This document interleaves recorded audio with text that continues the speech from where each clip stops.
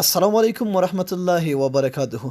قدرمنو کتونکو په نننۍ ویډیو کې به زه تاسو ته وایم چې تاسو څنګه کولی شئ چې د نړۍ هر قسم کرکټ کاغه بي پی ایل وي کاغه پی ایس ایل وي کاغه آی پی ایل وي کاغه د افغانستان وي که د پاکستان یعنی د نړۍ هر قسم کرکټ وي هغه څنګه تاسو په خپل موبایل کې لایف کتلی شئ.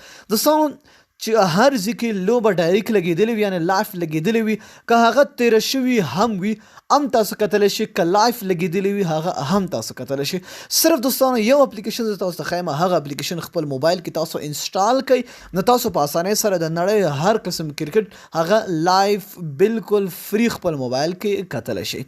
دوستانو ډسکرپشن ته لاړ شئ، ډسکرپشن وایس ته د ویډیو په نوم باندې کلیک کړئ، لاندې لاړ شئ ډسکرپشن پروت دی په هغه لینک کلیک کړئ، ویب سایټ به تاسو راشي، لاندې لاړ شئ ډاونلوډ به یې لیکلی وي په ډاونلوډ باندې کلیک وکړئ چې کله هم په ډاونلوډ باندې تاسو کلیک وکړئ اپلیکیشن به تاسو اتوماتیکلی ډاونلوډ شي او یا به تاسو پلی سٹور ته بوځي. صحیح ده چې اپلیکیشن مو دوستانو ډاونلوډ ک نو تاسو به اپلیکیشن خلاص کړئ.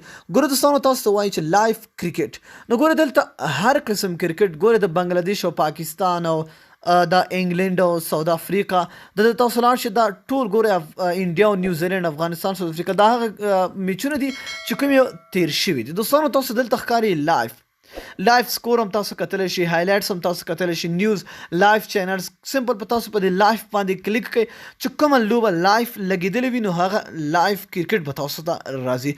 دوستانو دا وګورئ لایف دلته هم تاسو کتلی شئ، لایف سکور هم تاسو کتلی شئ. ګوره زه اوس نه راولم دوستانو ځکه ماته کاپي رایټ راکوي په دې باندې. دوستانو دا وګورئ استرالیا وومن کوم یو چې لګېدلې وي کومه لوبه چې لګېدلې وي هغه تاسو دلته په اسانۍ سره لایف کتلی شئ. صرف ګورئ لایف سکور، لایف نیوز، لایف دلته تاسو کتلی شئ. ګورئ اوس زه نه ورکوم ځکه چې ماته کاپي رایټ راځي. صحیح ده نیوز تاسو هم کتلی شئ، لایف نور چینل هم تاسو کتلی شئ. ډېرو خوندور اپلیکیشن دوستانو د نړۍ هر یو کرکټ تاسو د دې په ذریعه بالکل لایف یعنی په ژوندۍ بڼه تاسو کتلی شئ.